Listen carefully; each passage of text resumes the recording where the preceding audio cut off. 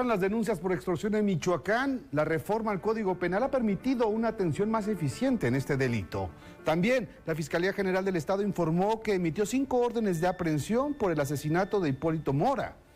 Además, Michoacán ha despertado el interés de empresas e inversionistas por su potencial industrial y la ubicación estratégica que conecta con Norteamérica y también con Asia. Y en la cultura, lo mejor de este renglón y las tradiciones de Michoacán estarán representando al estado a través de la Quinchecua, que este año llegará hasta Oaxaca como parte del programa de la Guelaguetza. Los invitamos a que se queden con nosotros. Comenzamos.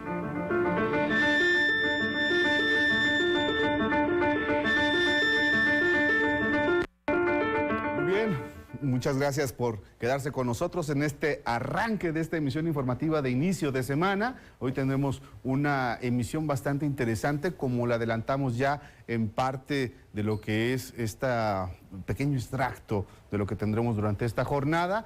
Pero vamos a entrar de lleno sobre un tema que parece también bastante importante y tiene que ver con esta ubicación que tiene Michoacán a nivel global y este puente que significa de comercio también entre Asia y Estados Unidos, dos grandes potencias en cuanto al consumo y al movimiento de mercancías, al comercio. Pero bueno, escuchemos este reportaje, este trabajo especial que elaboramos aquí en el Sistema Michoacano para usted, para que conozca justamente los detalles que tiene la entidad y los retos que se desprenden frente a estas dos grandes potencias económicas. Por un lado Asia, con China como uno de los grandes consumidores a nivel global, y por otro lado Norteamérica, específicamente con Canadá y Estados Unidos, que son sus principales socios comerciales. Escuchemos este reportaje.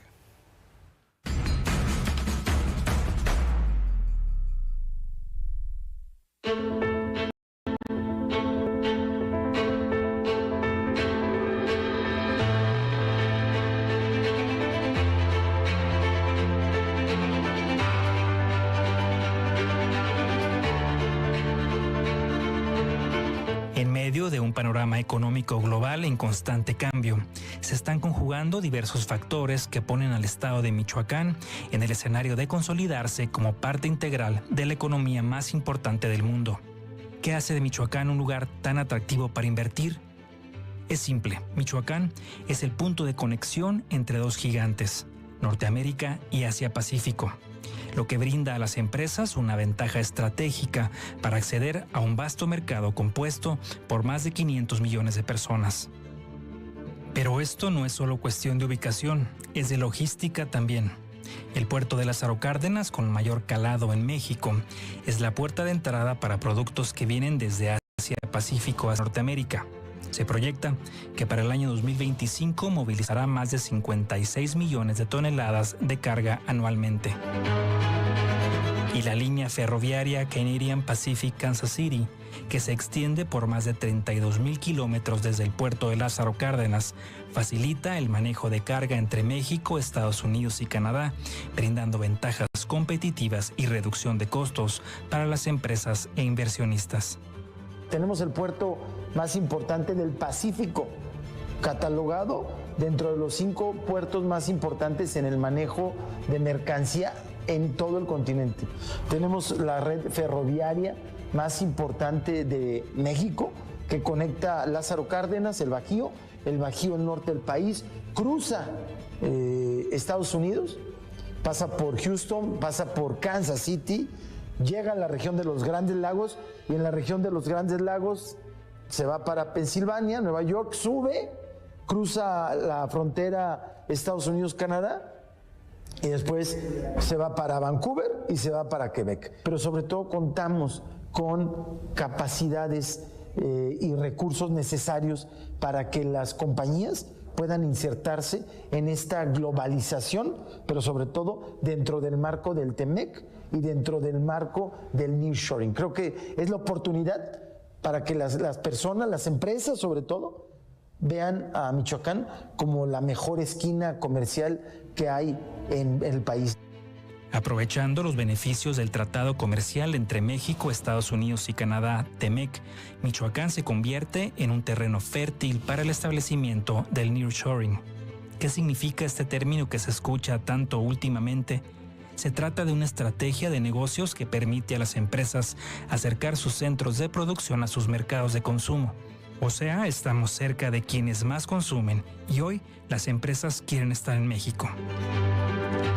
Para recibir a estas empresas, el Estado cuenta con más de 1,000 hectáreas distribuidas en 3 grandes parques industriales estratégicamente ubicados. El resultado, empresas con una conexión directa con más del 60% del consumo nacional y cercanía a los consumidores del mercado norteamericano. En cuanto a energía, el 100% de la energía producida en Michoacán es limpia, con un 90% proveniente de fuentes hidroeléctricas y un 10% de geotermia.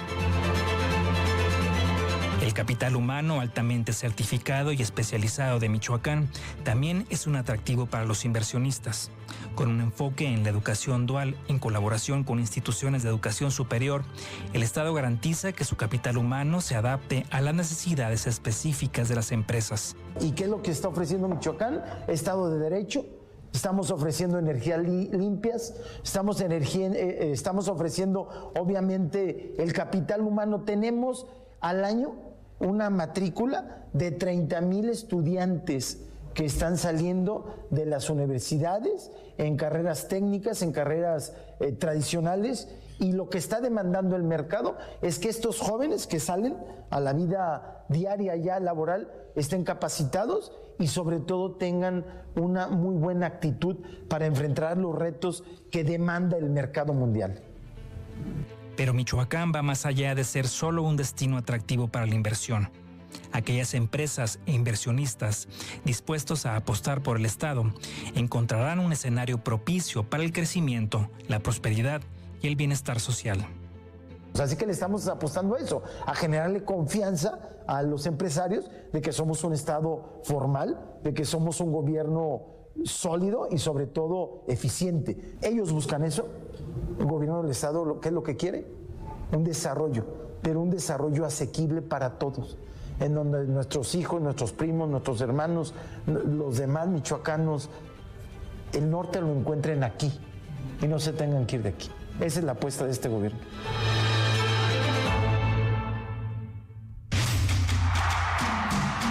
Todo el sistema al pueblo. Escuchamos este trabajo, este reportaje amplio que preparó nuestro compañero Omar Vera sobre las condiciones que significa Michoacán, particularmente el puerto de Lázaro Cárdenas, siendo este el puerto de entrada entre estos dos grandes mercados que es Asia y Estados Unidos. Efectivamente, Michoacán tiene una serie de, digamos, características competitivas a nivel global que le permiten tener grandes ventajas respecto a otros puntos de América del Norte. Puertos como Long Beach en Estados Unidos, Los Ángeles está completamente saturado, lo mismo que puertos como el de Manzanillo en Colima. Y por otro lado, el puerto de Lázaro Cárdenas con una reserva territorial con gran potencial de desarrollo, más de 1,000 hectáreas que también están paulatinamente desarrollándose con diferentes inversiones en materia logística, sin contar el área también que permite a su vez la atracción de inversiones para la desconsolidación de productos y poderlos trabajar ahí. Estas son parte de las ventajas y ya se han mencionado bastante características que se han estado conociendo en los últimos años sobre la entidad. Sin embargo, y esto es importante no dejarlo de lado, también presenta grandes retos Michoacán, que es seguir garantizando la gobernabilidad, que no se vuelvan a bloquear las vías férreas, que es una importante vía de comunicación para llevar las mercancías que llegan principalmente desde Asia hacia la costa este de Estados Unidos, que es la vía más rápida para estas mercancías, y también, obviamente, garantizar condiciones de seguridad para la atracción de inversiones. Son los retos que están ahí.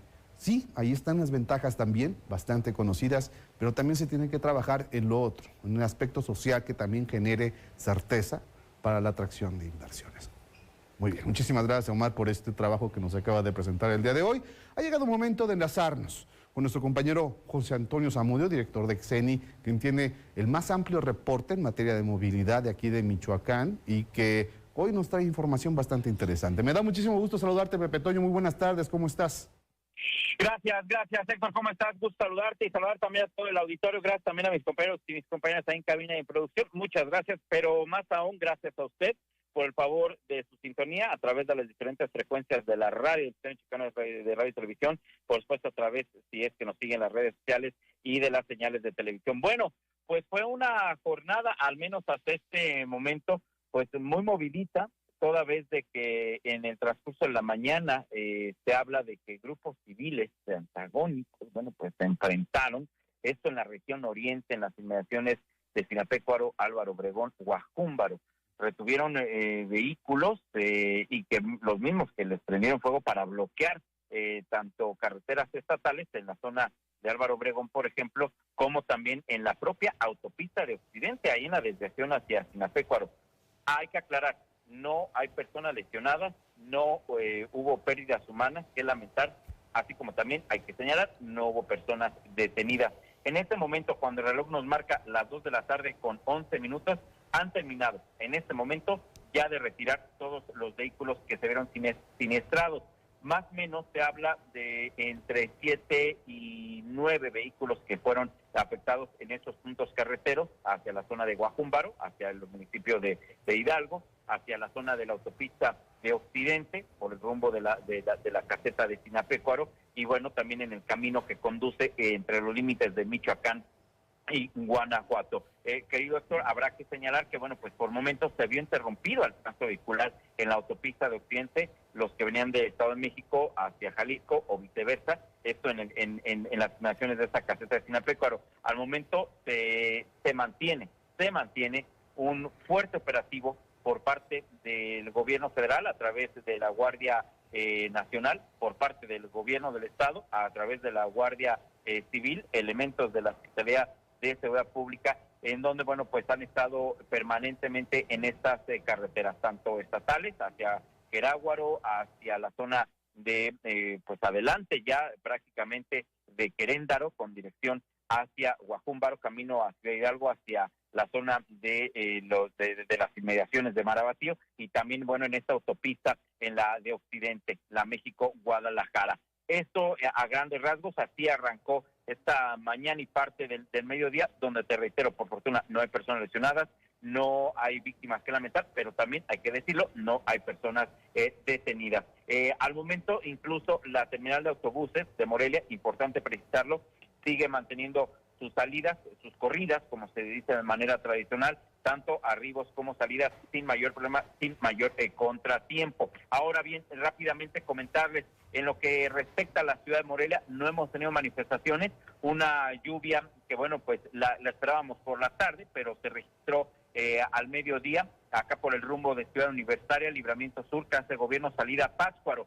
En el oriente de la ciudad, en la plaza comercial Las Américas, Boulevard Camelinas, en la zona de salida a Mil Cumbres, en este momento 2:13, se está registrando ligera llovizna. Tómelo en consideración, termómetros digitales se mantienen aquí en Morelia sobre los 24 grados Celsius. Reporte de lluvias también tenemos entre Pátzcuaro y Uruapan, maneje con mucha precaución. Reporte de lluvias también tenemos hacia Jalisco, eso a través de la autopista de Occidente, precaución, así como también hoy ya se registraron los primeros registros de neblina, querido Héctor, así que mucha precaución, porque así seguirá de acuerdo con el servicio meteorológico, principalmente por la mañana. En Morelia sin manifestaciones, pero eso sí, accidente de tránsito sin personas lesionadas por fortuna, Libramiento Norte, cerca de Torreón Nuevo, dirección Estadio Morelos, también en esta zona de Libramiento. Desde el viernes habrá que recordar que siguen trabajos de reencarpetamiento, hay reducción de carriles para aquellos que vienen de Mercado de Abasto y con dirección hacia Estadio Morelos.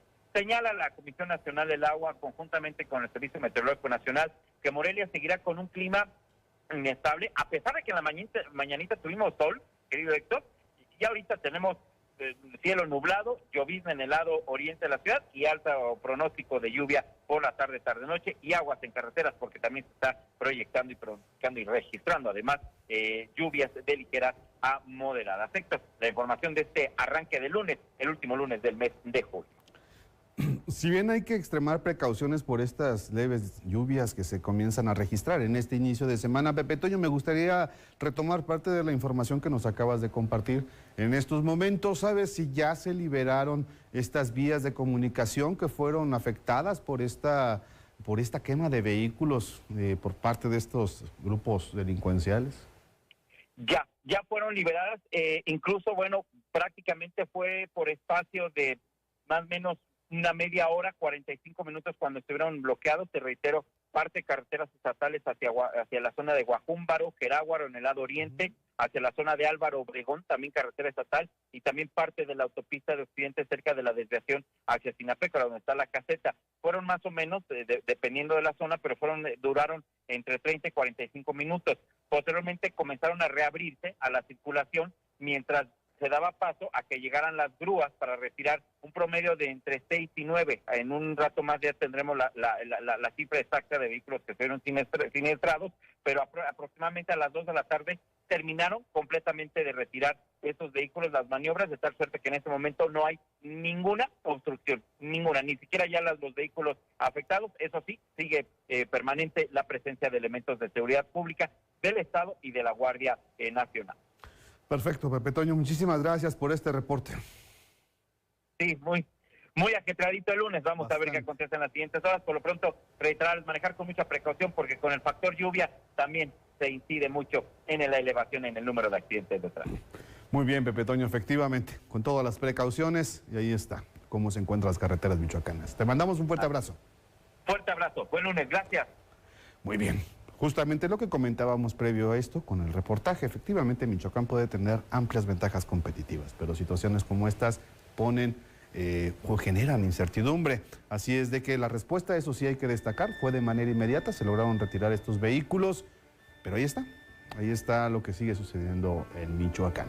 Vámonos a hacer nuestro primer corte, quédese con nosotros, que tenemos mucha más información que compartirles.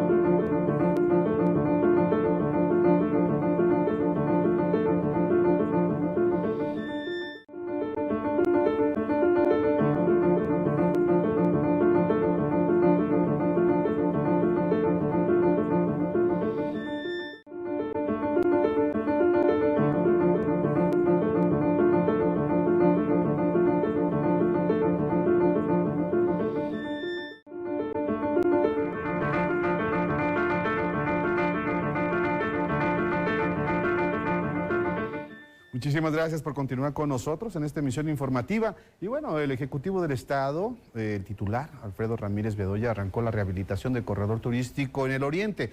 Este tramo carretero conecta 4 municipios saliendo desde Zitácuaro. Escuchemos los detalles de esta información.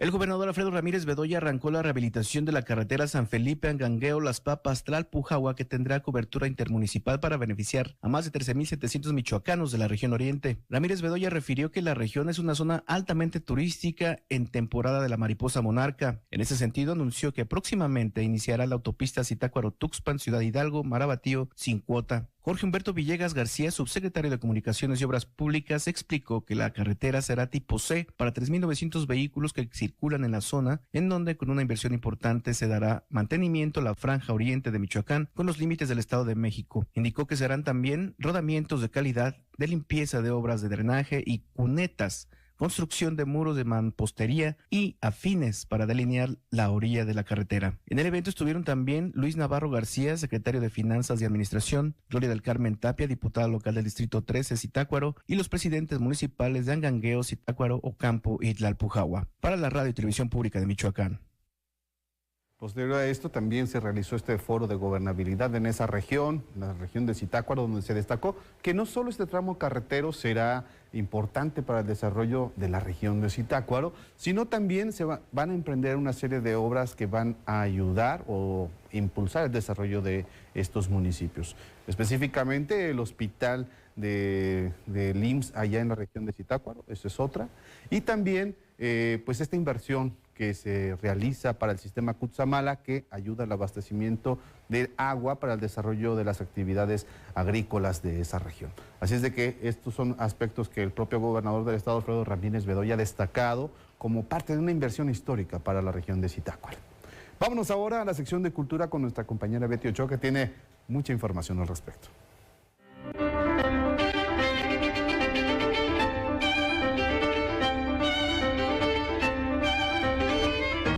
Muchas gracias, Héctor. Un gusto saludarte y saludar a todo nuestro auditorio el día de hoy, lunes, inicio de semana. Bienvenidos a su sección cultural. Y bueno, pues comenzando con este bloque, convertir a Morelia en una galería viva es uno de los objetivos de Tragaluz, festival de fotografía que llegará este próximo 2024 a finales de este año. Nos traerán como preámbulo 3 interesantes talleres. Toda la información con mi compañera Saraí Rangel. Morelia es reconocida como una ciudad de festivales, epicentro del arte y la cultura, punto de encuentro de artistas de todas las disciplinas. Es en este contexto que surge Tragaluz, proyecto que dirige el artista visual y fotógrafo Jesús Cornejo. Fortalecer y traer a Michoacán mayor presencia de fotógrafos nacionales e internacionales, tanto a dar actividades académicas como talleres, generar mayores exposiciones, viajes fotográficos, concursos, un movimiento fotográfico, volver a la ciudad de Morelia como una galería viva realmente, o sea, generar Morelia como una de las capitales en donde se viva la fotografía y se vivan las artes visuales, no solamente como fotógrafos, sino como ciudadanos también. Proyectado como festival para el 2024, en el último trimestre de 2023 nos ofrecerá un preámbulo con talleres muy interesantes. La intención es tener presencia durante todo el año. Tenemos ya 3 actividades con las cuales arrancamos. La primera es ahora en septiembre el taller de retrato y danza, que tengo el honor de compartirlo e impartirlo con mi maestro Eric, que justo él es nuestro asesor artístico en el festival. Y en octubre tenemos a Fernando Carmela. Él es uno de los fotógrafos de gastronomía más importantes en México, con un nivel de publicaciones editoriales a nivel internacional impresionante también. Y lo interesante de él es que retrata la gastronomía desde un enfoque más social y más antropológico, con mucho respeto hacia las comunidades. Para el mes de noviembre nosotros tenemos preparado un retiro fotográfico en la zona lacustre en Michoacán, que impartirá el fotógrafo Rodrigo Cruz, que él es uno de los fotógrafos documentales mexicanos que más publicaciones tiene en la National Geographic, que más constantemente ha estado colaborando con editoriales internacionales también. Y él viene a dar un taller de narrativa documental donde todos los fotógrafos, todos los artistas visuales que nos inscribamos, que estemos ahí, vamos a vivir durante 4 días con las comunidades. Gestado a partir de la colaboración entre artistas visuales, fotógrafos y gestores culturales michoacanos, el festival tiene como uno de sus principios el intercambio de saberes. De esto nos habla su director artístico, Eric Sánchez. Lo que queremos es también transmitir nuestras experiencias, transmitir nuestro conocimiento, tanto a fotógrafos como a público en general que esté interesado, ¿no?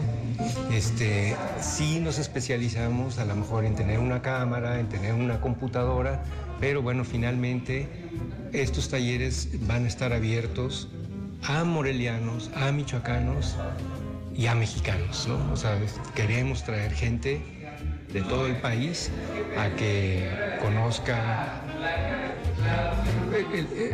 la tradición de muertos, que conozcan nuestros talleres de fotografía escénica y que conozcan nuestros talleres también de documentales. Gisela Cesares es parte fundamental del equipo y será la encargada de registrar toda la actividad del festival. Nos hemos enfocado mucho en las artes escénicas y en tratar de encontrar el lado humano al momento de contar las historias. Entonces, mi labor en este festival va a ser poder captar todos los talleres y las experiencias y las vivencias en video, porque creemos que finalmente, pues bueno, es otra manera más de contar las historias y que aparte queremos que quede como un documento, ¿no? Hacer alguna especie de documental que pueda trascender la historia. Para la radio y la televisión pública de Michoacán, reportó Saraí Rangel. Cineasta argentina dará una conferencia magistral en el Clavijero. Además, habrá una proyección de su trabajo y diálogo con el público. Le compartimos fechas y detalles de este evento con Giorgio Barajas. Con una producción reconocida a nivel internacional, Albertina Carri, cineasta argentina, ha elaborado diferentes obras con una versatilidad constante en los géneros y materiales que aborda. Así le permite potenciarlos desde un diálogo entre la búsqueda creativa propia y la intervención concreta en las inquietudes sociales. Es por ello que la Secretaría de Cultura de Michoacán invita a la conferencia magistral a reescribir la imagen, derechos humanos, género y cine, impartida por Carri, quien además es una de las artistas contemporáneas más importantes de Latinoamérica. La cita es el miércoles 26 de julio a las 18 horas en el auditorio del Centro Cultural Clavijero. Al finalizar la conferencia a las 19:30 horas, la creadora fílmica presentará su último largometraje, Las Hijas del Fuego, para mayores de 18 años. Al concluir la película, se abrirá el diálogo entre la cineasta y el público. Este evento forma parte del programa Residencia para Desarrollo de Proyectos Audiovisuales con Perspectiva de Género y Derechos Humanos.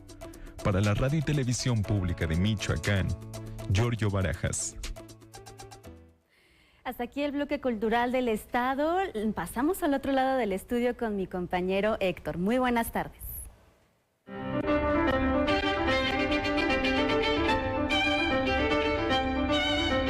Muchísimas gracias, Betty, por esta agenda tan completa. En materia cultural estaremos pendientes, por supuesto, de la participación que tenga Michoacán a través de la Quinchecua allá en la Guelaguetza, donde pues seguramente habrá de hacer un papel digno en esta representación con la cultura michoacana. Y hoy le pedimos su apoyo para localizar a una mini perrita de 12 años que se perdió en la colonia Parián, aquí en la capital michoacana. Mimi está en tratamiento médico, por eso es muy importante que regrese con su familia. Si tiene informes, favor de comunicarse al 4433-71-4404. Le repito el número, 4433-71-4404. A quienes nos ven a través de la televisión pública y podrán observar la fotografía, las características que tiene esta perrita Mimi, que pues requiere atención médica. Me despido de quienes nos siguieron a través de Mexicanal hasta Estados Unidos, el sur de Canadá, y a quienes nos continuarán viendo a través del sistema michoacano de radio y televisión. Quédense porque todavía tenemos más información que compartirles.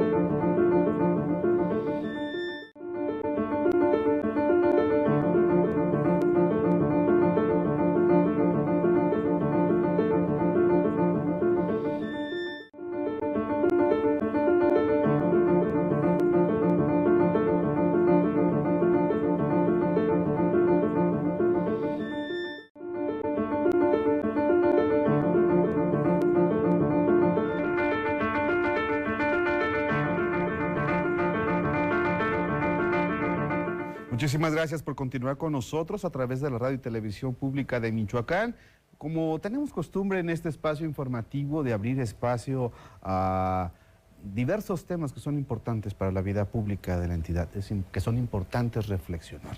Hoy tenemos como invitados especiales a Solange Tapia, que ella es directora de Derechos Humanos de la Secretaría de Gobierno del Estado, por un lado, y también por otro lado tenemos a José Carmen García Mendiola, es titular de la Unidad de Investigación de Delitos de Trata de Personas de la Fiscalía General del Estado.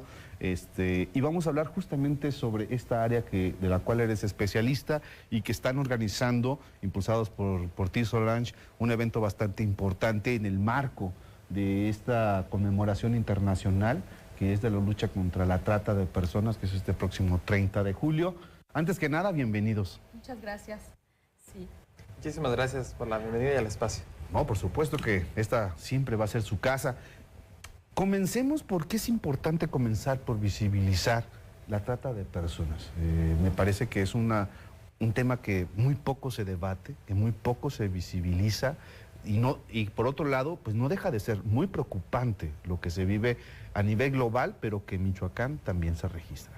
Sí, bueno, para empezar, creo que es un delito que no fácilmente se denuncia.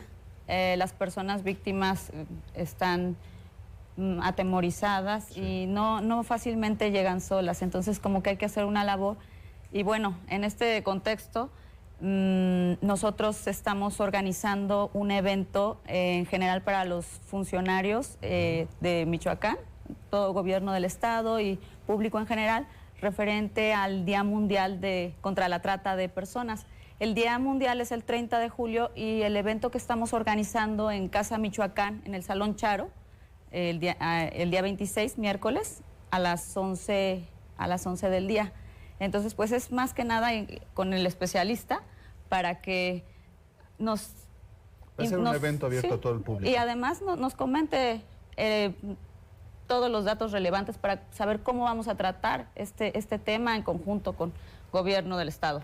Así es, Gobierno del Estado, de alguna manera, entiendo, busca como generar estos brazos articuladores entre las instituciones para tratar de promocionar, para defender los derechos humanos y sobre todo, pues visibilizar cuáles son las características que tiene para que la población procure prevenir ser víctima de esto. Pero un aspecto importante en la trata o luchar contra la trata de personas es la investigación. Es ahí donde pues se pueden identificar las personas que están cometiendo este delito, las redes que están detrás de todo esto. ¿Cómo están trabajando actualmente en la Fiscalía para atender este tema? Sí, mira, precisamente puntualizar primeramente, agradecer la oportunidad del espacio de estar aquí contigo para transmitir esta información relevante, importante para la sociedad michoacana. Decirte que estamos trabajando como Fiscalía General del Estado, en conjunto con la Secretaría de Gobierno, a cargo también de la Dirección de Derechos Humanos que tiene la maestra Solange Tapia. En ese sentido, la Fiscalía está trabajando en un tema, si bien la Fiscalía no es un organismo de prevención, es un organismo de investigación precisamente, pero fíjate que este tema tan relevante, importante, el Día Mundial contra la Trata de Personas, que precisamente, como decías, es un tema donde es un delito transnacional, por supuesto México no está exento de este tipo de delitos, mucho menos Michoacán o el municipio de Morelia. Entonces permite y debe de tener un punto de coincidencia, de coordinación entre todos los órdenes de gobierno y sobre todo también un tema de prevención. Ese delito se puede prevenir, es un tema que se ha establecido en la Ley General para prevenir, atender y erradicar los delitos en materia de trata de personas, donde esta ley hace esa coordinación, debe estar lineal, transversal, donde podamos prevenir, atender, investigar, pero sobre todo sancionar y erradicar la trata de personas. En el tema de la atención y la promoción de lo que ustedes realizan en materia de políticas públicas, ¿qué están identificando que se tienen que fortalecer justamente para combatir la trata de personas? ¿Y cuál es el que, porque hay varios tipos, ¿no? ¿Cuál es el que más se ha identificado, si es que tienen algún mapeo sobre Michoacán? Aquí, bueno, el especialista es el maestro José Carlos.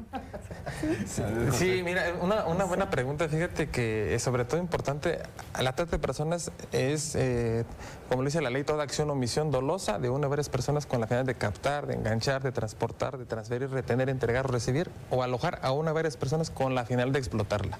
Entonces, aquí tenemos 11 modalidades de explotación, o sea, por eso lo relevante y trascendente de este tipo de delitos. Exactamente, una esclavitud moderna. Imagínate, la esclavitud es la máxima expresión de la trata de personas, ¿no? Hace siglos, lo lamentable es que aún sigue prevaleciente este tipo de conductas y donde tenemos que precisamente prevenirlo. Esas 11 modalidades son como la esclavitud, por ejemplo, la servidumbre, la explotación sexual, que aquí está dentro de la prostitución ajena, la pornografía infantil, el turismo y el comercio sexual, la explotación laboral, el trabajo servicios forzosos, el matrimonio forzoso, la utilización de niños y niñas adolescentes en actividades delictivas, el tema también de la adopción ilegal, que es la compra y venta de niños, el tema de la extracción de órganos y la experimentación biomédica. Pero en Michoacán se han identificado 3 modalidades con mayor incidencia delictiva que tenemos, que es la prostitución ajena, la pornografía infantil y la adopción ilegal, que son las que tenemos identificadas, sobre todo en los municipios que obviamente por su densidad poblacional hay mayor incidencia, que es Morelia, Uruapan y Zamora, ¿no? ¿Tenemos números al respecto como para tratar de dimensionar? Fíjate que, de acuerdo al Secretariado Ejecutivo del Sistema Nacional de Seguridad Pública, Michoacán se mantiene abajo de la media nacional, el promedio del 17 y 18 lugar a nivel nacional de las 32 entidades federativas. ¿Falta de denuncia? Sí, fíjate que precisamente este tipo de delitos es poco visible. Sobre todo que las víctimas en este caso no acuden a denunciar porque están sometidas bajo amenaza, coacción o por su propia vulnerabilidad, por su edad o género, no acuden a denunciar y es precisamente esas acciones que está implementando la Dirección de Derechos Humanos a cargo de la maestra Solage, precisamente capacitar al servidor público que puede atender, que puede identificar y detectar este tipo de delitos y que también puede denunciar, porque hay esa obligación de denunciarlo, pero también esta capacitación y conferencia va dirigida al sector público, a la sociedad en general, que la verdad es que la sociedad puede identificar ya una denuncia anónima también, ¿no? En determinado momento, sociedad, gobierno, instituciones podemos coadyuvar para prevenirlo. Hace unos meses el gobierno del estado impulsó una reforma en materia de extorsión y llevarla a que se persiguiera de oficio. Creo que empieza a dar muchos resultados en ese sentido. En este caso, ¿la trata de personas persigue de oficio o requiere de denuncia? Este delito se persigue de oficio. De hecho, es de los catalogados en el artículo 19 constitucional como de los catálogos como graves, ¿no? Como delincuencia organizada, como secuestro, etcétera. Está establecido en ese artículo constitucional y existe esta ley que mencioné anteriormente en materia de trata de personas donde especifica precisamente su inicio, puede ser de manera oficiosa, y sobre todo la investigación y persecución que es de manera inmediata y sobre todo, como dice también la ley, protección y asistencia después a la víctima de estos delitos por el tema del modo de actividad delincuencial, ¿no? Que representa este tipo de acciones. Tú vas a llevar la batuta este próximo 26 de julio en esta conferencia magistral que vas a impartir a todas las instituciones y los órganos involucrados. ¿Cuál es la tesis o qué es lo que vas a presentarles de manera central a todos ellos como para tratar de sensibilizar? Digo, no digo que todos no estén sensibilizados, creo que hay algunas áreas por su especificidad en su trabajo, sí tienen como que a lo mejor mucha claridad sobre lo que tienen que hacer, pero el resto de instituciones a lo mejor todavía no caminan como debieran de. ¿Qué es lo que vas a plantear en esta conferencia? Sí, mira, decirte de primer momento, yo creo que es importante conocer los antecedentes de la trata de personas, saber los orígenes, cómo se ha diversificado este tipo de delitos, pero también ver el tema de la legislación internacional, nacional y también en el estado de Michoacán, donde obliga a los 3 órdenes de gobierno a realizar acciones de prevención, atención, investigación y sanción. Fíjate, algo importante, aquí también entra la sanción, donde también, no nada más en el ámbito municipal, estatal y federal, sino también los organismos como nosotros de investigación, ver el ámbito de competencia, todo lo que nosotros podemos hacer y estamos obligados ante la ley, desde un protocolo internacional que es el protocolo de Palermo, que es el protocolo para prevenir, reprimir y sancionar la trata de personas, que de ahí se origina la legislación mexicana, ¿no? Es importante preguntar si identifican de manera preliminar algunos temas que tendrían que legislarse para reforzar, ya sea sanciones, pero también dar mayores facultades a las instituciones involucradas. Estamos hablando de fiscalía, estamos hablando pues de la misma secretaría, la misma ley orgánica del gobierno del estado. No sé si están previendo que sea necesario entrar a un escenario de este tipo. Yo creo que, bueno, además, junto con todas estas instituciones, organismos, debe incluirse la cuestión de salud mental, psicoeducación, la prevención más allá de las leyes, sino incluso que por ley se tenga que hacer temas de psicoeducación, porque desde la familia, cómo hacer que tus hijos se fortalezcan, que tengan cierta seguridad en poder incluso hablar si alguien los toca, si alguien les está hablando, si alguien los está, pues no sé, seduciendo de alguna manera a que salgan de casa. Más creo que sería también fortalecer desde la familia en cuestión psicoeducación y en conjunto con las instituciones de salud mental. Me parece que es un tema que de aquí surgirían mesas de trabajo para podernos ya organizar fuera del evento para trabajar y arrastrar el lápiz, me parece. Ya para finalizar, un tema que también me parece que es importante remarcarle a nuestra audiencia es cómo identificar que pueden estar siendo víctimas o que podrían estar entrando al área de ser susceptibles de trata de alguno de estos 11 renglones que acabas de decir.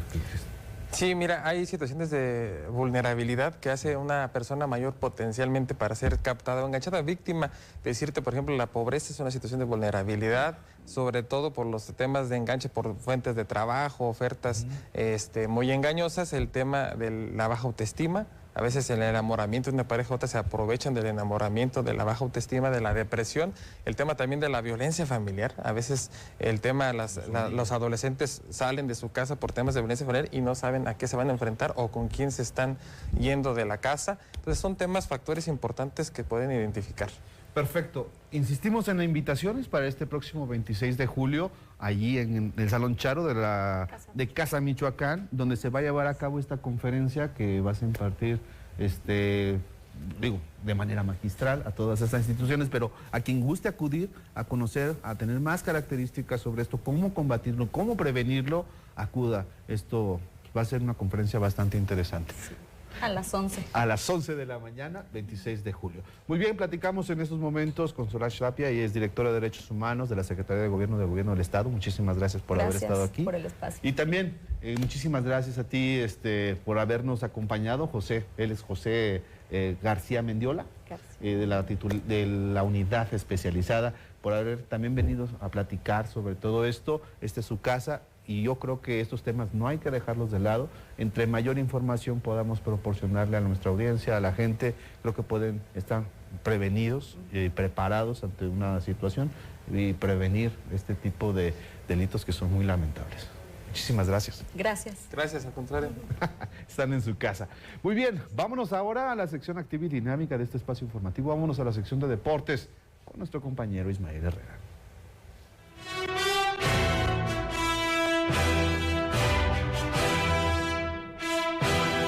Gracias, Héctor, y vamos a la información deportiva porque Mineros de Zacatecas goleó a Atlético Morelia en el arranque de la Liga de Expansión. Un mal inicio de la escuadra michoacana, sobre todo que se vio muy desdibujado. Con un Morelia desdibujado en su accionar colectivo, se dio la primera derrota del torneo ante Mineros, que con poco logró golear por 4-0 en partido que se desarrolló en una descuidada cancha del estadio Carlos Vega Villalba de Zacatecas en la fecha 1 de la Liga de Expansión. Apenas iniciaba el partido, al minuto 2 Mineros se fue arriba en el marcador en balón que recibió dentro del área Luis Razo, quien resolvió de primera por abajo para hacer el 1-0. Al minuto 32 nuevamente Razo recibió balón dentro del área que solo punteó por abajo para el 2-0 local. Mineros al 57 en centro retrasado resolvió de primera y cruzado una vez más Luis Salvador Razo para el 3-0. Al 70 se decretó la goleada en centro dentro del área de José Ávila, quien solo empujó para el 4-0 de Mineros. Quisimos medio corregir y no logramos nunca, entrar a ritmo de juego. Eso me deja bastante intranquilo, más allá de que sea la primera jornada. Sería para mí, de mi parte, decir, bueno, faltan 14 fechas. No, para mí no. Hoy es una responsabilidad muy grande de mi parte y la asumo como tal. Se lo dije a los chicos y ellos también.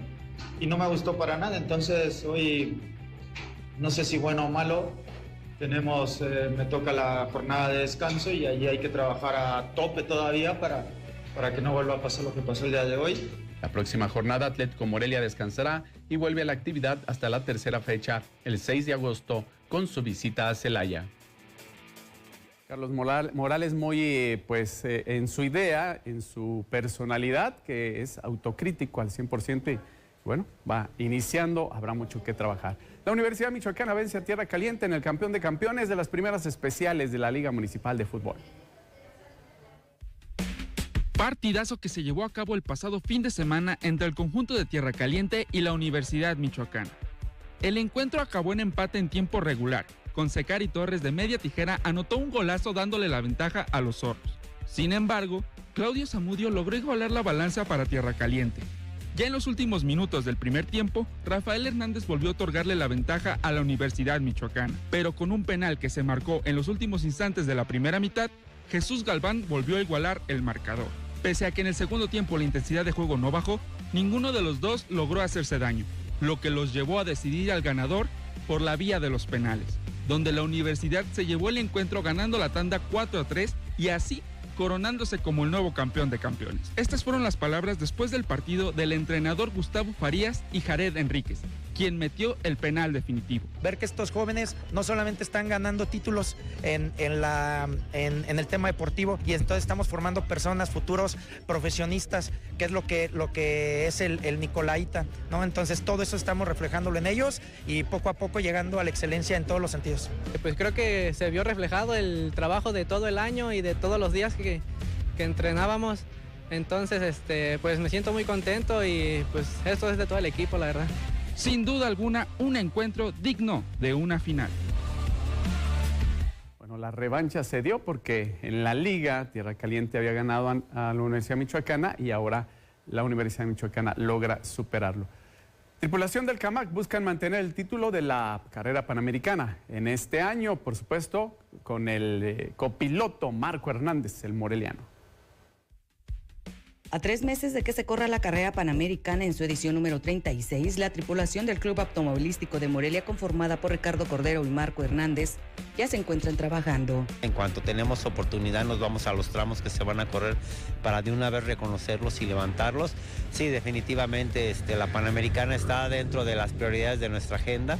El navegante michoacano Marco Hernández dijo que para este 2023 la tradicional competencia automovilística se tiene contemplada desarrollarse del 13 al 19 de octubre. Hay que defender el título y más ahora que ofreció la Panamericana.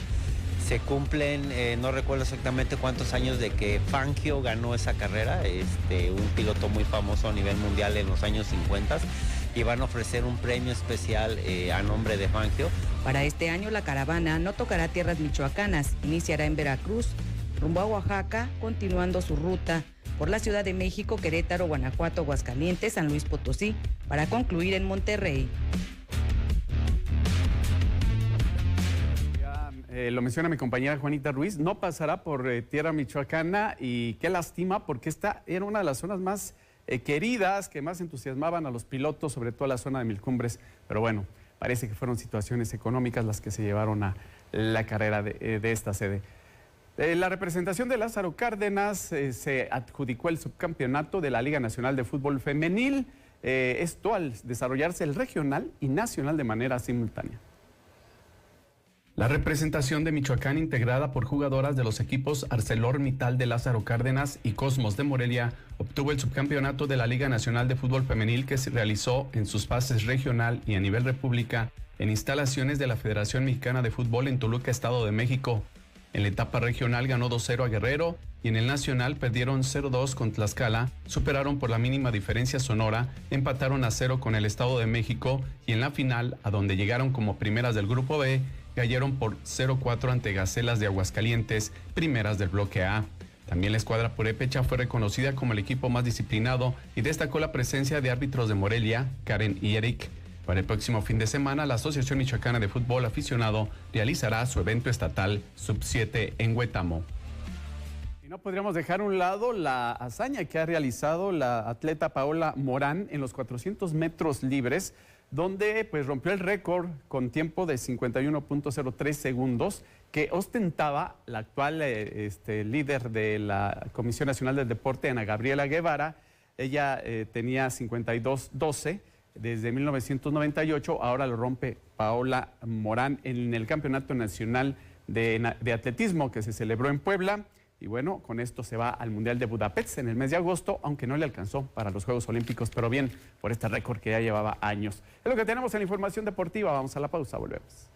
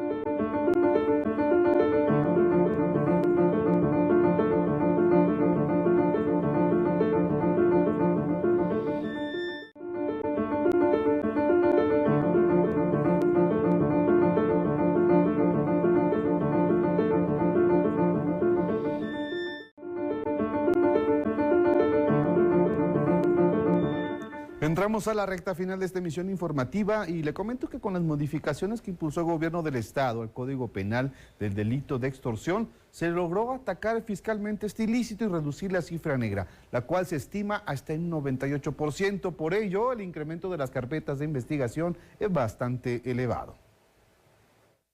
Evitar la impunidad por vacíos legales es el objetivo que impulsó la modificación del Código Penal por el delito de extorsión en Michoacán, que fue aprobada el 23 de febrero y entró en vigor el 2 de marzo, aseveró el gobernador Alfredo Ramírez Bedoya. Este es uno de los delitos con mayor cifra negra oculta, que no se denuncia. Aquí podemos ver cómo, precisamente en marzo, el 2 de marzo, entra en vigencia el nuevo tipo penal de extorsión en Michoacán. Que a partir de abril, mayo, junio, tenemos mayor capacidad legal, jurídica, para las carpetas de investigación. Porque eso es lo que queremos, investigar el delito. Si se investiga, hay altas posibilidades de llegar a conclusión y entonces... Michoacán se puso a la vanguardia y sentó precedente para la Ley General Antiextorsión en México. Se incluyeron delitos por medios electrónicos y agravantes como cuando se comete por una persona privada de su libertad. Los custodios facilitan las herramientas para cometer el ilícito y cuando la víctima se dedique al comercio o actividades de desarrollo económico, refirió el secretario de Gobierno, Carlos Torres Piña. Funcionamos cuando la víctima se dedique al comercio o al desarrollo de alguna actividad económica y la extorsión implique el cobro de cuotas. Esto lo hemos detectado mucho en la región caliente. Para reforzar la estructura del combate a la extorsión, se conformó entre la Secretaría de Seguridad Pública y la Fiscalía General del Estado la Subsecretaría de Investigación Especializada, explicó el fiscal Adrián López Solís. En años anteriores al 2023 había un registro mayor de tentativa de extorsión, en virtud de que el tipo penal que el Código en ese entonces describía como conducta delictiva no resultaba eficiente ni suficiente para integrar desde un inicio las carpetas de investigación en esta modalidad delictiva. Dado que en el 22 se registraron 181 denuncias por tentativa de extorsión y solamente 90 por extorsión. A partir de la reforma al Código Penal de la que aquí se ha dado cuenta, este delito queda contemplado ya no en los delitos de orden patrimonial, sino en los relacionados con la paz de las personas. Las carpetas de investigación de este delito incrementaron en más de un 200% comparado al de este año con el anterior. Con información de Yesenia Magaña, la Radio y Televisión Pública de Michoacán. Y en más temas de seguridad, se giraron 5 órdenes de aprehensión por el asesinato de Hipólito Mora y 3 elementos de la Guardia Civil que servían como sus escoltas. En este contexto, el fiscal general del Estado, Adrián López Solís, confirmó la participación de al menos 25 personas en su ejecución allá en Arruana. Con las autoridades federales y estatales para poder identificar el resto de los participantes. Con esto hemos llegado al final de esta emisión informativa. Muchísimas gracias a usted que nos siguió a través de la Radio y Televisión Pública de Michoacán, a todo nuestro equipo de producción, camarógrafos, a nuestro intérprete de lengua de señas. Que tenga usted una excelente tarde, un excelente inicio de semana. Nos saludamos el día de mañana.